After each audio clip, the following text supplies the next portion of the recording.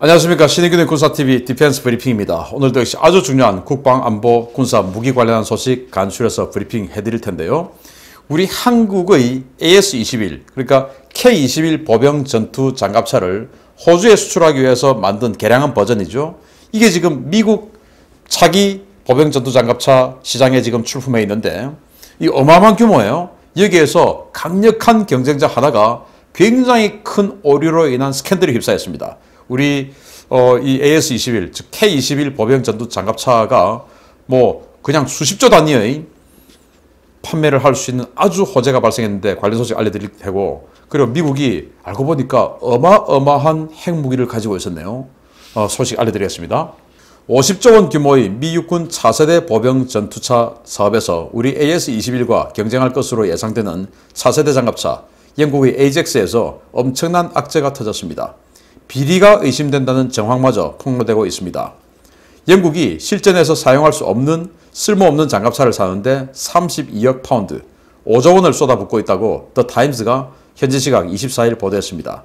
더 타임스는 최근 30년간 영국 최대의 단일 장갑차 획득 사업인 AJAX 프로그램은 589대의 장갑차를 조달해서 영국 육군의 주력 전력을 형성할 예정이다 라며, 이러한 장갑차에서 최근 온갖 결함이 발견되고 있으며 심각한 안전 문제가 식별되었다 라고 폭로했습니다. 영국군은 최근 인도되기 시작한 AJAX 장갑차를 평가한 결과 과도한 진동과 소음으로 내부 승무원들의 장기간 탑승하기 어렵다는 결론을 도출했는데요. 여기에 더해 과도한 진동 문제로 인해 주행간 사격이 불가능하다는 충격적인 평가 결과를 내놓았습니다. AJAX 장갑차는 40mm 기관포가 주포로 설치되어 있는데요. 영국군 평가 결과 이 주포는 차체 진동을 효과적으로 제어하지 못해서 주행간 사격 명중률이 엉망이며, 이 때문에 전투 중에 주행간 사격이 불가능한 것으로 드러났습니다. 영국 정부는 AJAX 장갑차 초기 조달에 현재까지 6억 파운드, 한화 약 9,500억 원을 투자한 상태인데요. AJAX는 이번에 불거진 문제로 영국 육군의 조달은 물론 초대형 프로젝트인 미 육군 차세대 장갑차 프로그램에서도 심각한 데미지를 입을 전망입니다. 영국이 워리어 장갑차 대체하기 위해서 원래는 우리가 장갑차 이제 필요하냐 하다가 장갑차 필요하죠. 그래서 이제 이 AJAX 프로그램 해서 589대 상당히 많은 장갑차를 도입을 하는데 5조 원 정도 예산이에요.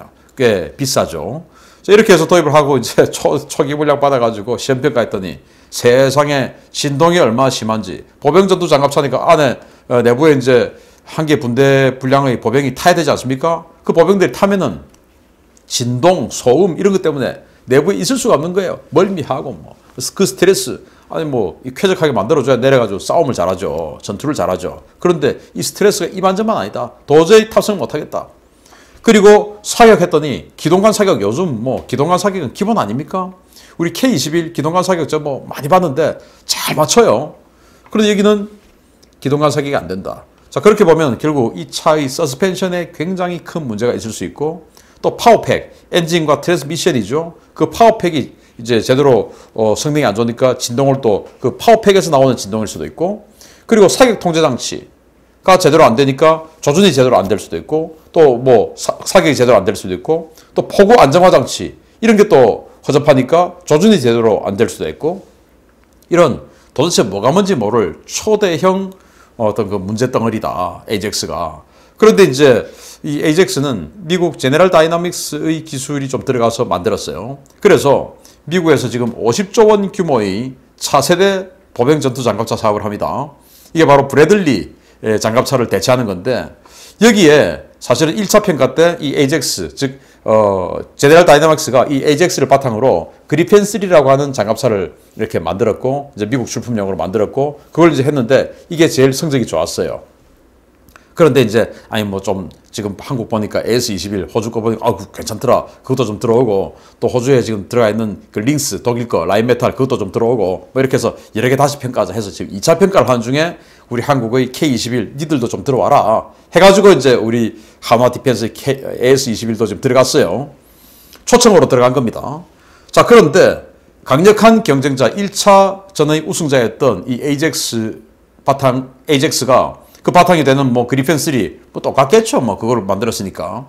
이게 지금 세상에 기동관 사격이 안 된다. 보병 전투사인데 보병이 탑승을 못한다. 이거는 뭐 그냥 무기가 아닌 것이죠. 자, 그렇게 보면 이번 호주 사업에서 KF-21 링스하고 우리 AS-21 레드백하고 마지막 결승전에 지금 붙고 있는데 여기에서 이기는 팀이 우승할 확률이 높다. 바로 호주 사업의 5배가 넘는 미국 사업을 먹을 가능성이 높다.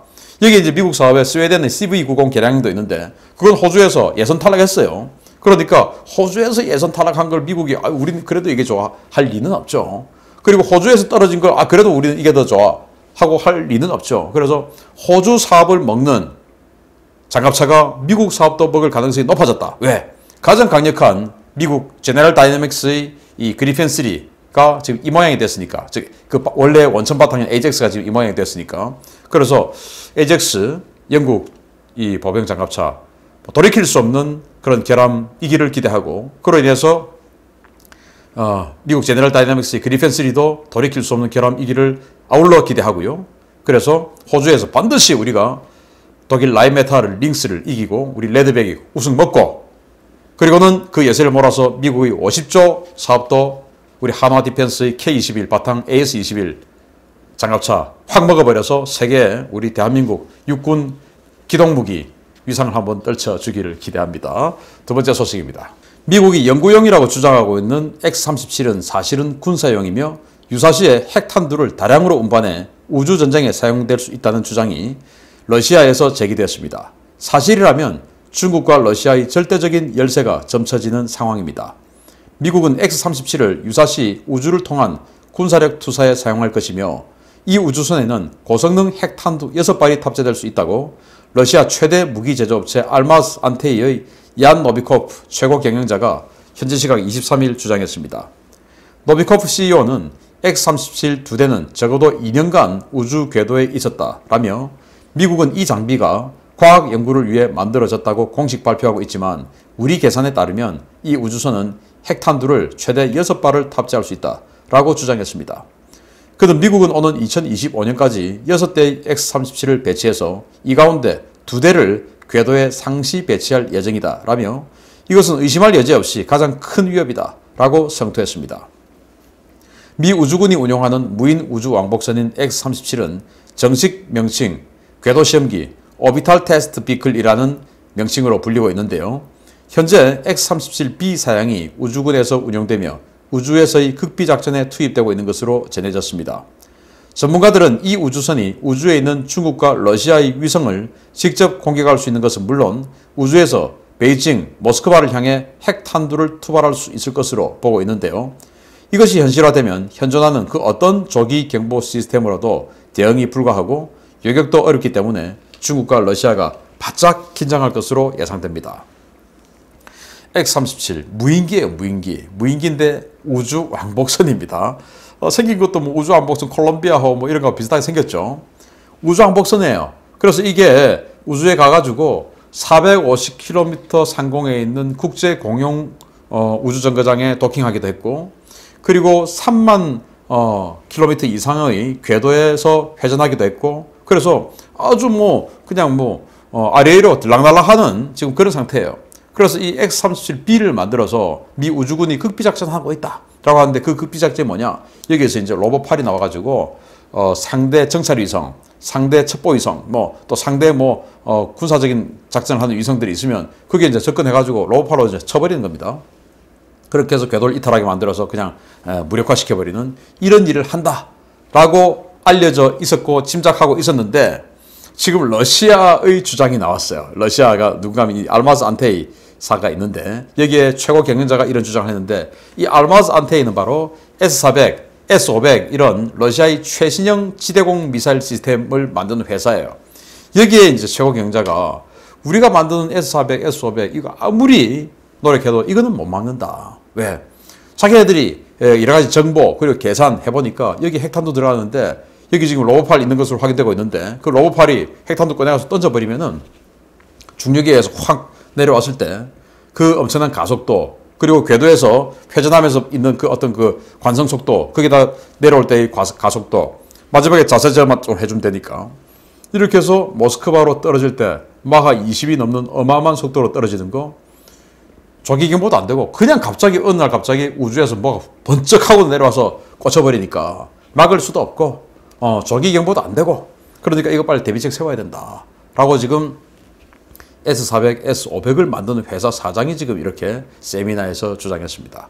이 말이 사실이라면 지금 미국은 이걸 6대를 만들어서 2대를 우주에 상시 채공할 것이라고 했는데 그 2대의 용도는 아마도 하나는 모스크바 상공을 회전하는 궤도, 하나는 베이징 상공을 회전하는 궤도, 이렇게 해서 베이징이나 모스크바를 언제든지 마음먹으면 때리는 그런 우주선이 아니냐라고 생각할 수 있고, 또 그러면 이제 바꿔 말해서 그럼 여객은 어떻게 하냐?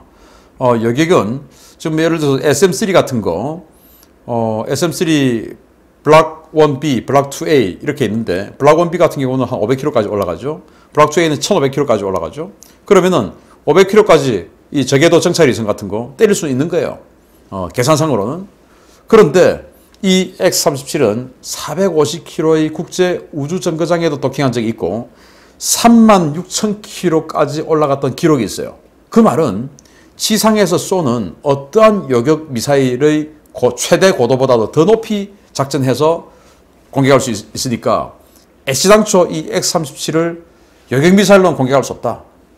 그러면 MD라고 하는 것이 적의 지상에서 번쩍하고 솟아오르는 것을 이제 딱 보고 미사일 떴다 이렇게 되는 것인데, 우주에서 그냥 갑자기 어느 날 갑자기, 그것도 탄두는 또 얼마 작습니까? 미사일 큰 덩치보다 다 분리되어서 마지막 탄두인데 이게 그냥 우주에서 갑자기 뚝 떨어지면 이걸 어떻게 미리 탐지할 것이며 어떻게 막아낼 것이냐. 그래서 탐지가 되는 그 순간에 한순간 바로 그냥 떨어지는 순간이니까 이거는 안 된다. 빨리 대비해야 된다라고 하는데, 자, 이거 보니까 이제 미국하고 러시아하고 또 미국하고 중국하고의 이 우주 전략, 즉 핵 전력의 격차가 이거로 인해서 당분간은 회복이 안 되는 격차가 엄청나게 벌어져 있는 그런 상황인 것 같습니다. 그냥 뭐 이렇게 상대 안 되는 다 같이 그냥 핵 없는 세상이 오면 어떨까? 북한까지도 라는 생각을 해보는데 참 미국 정말 대단하네요. 마치겠습니다. 감사합니다.